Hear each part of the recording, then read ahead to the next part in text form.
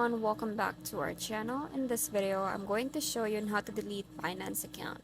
So first thing you're going to need to do is just open the Binance website. Just search for this. And then once you're here, just log in if needed. And then tap on your profile.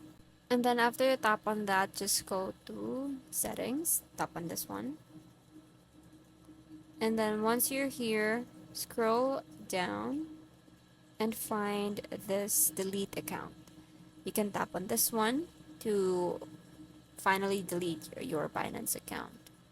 So in here you have to select the reason for deletion of the account.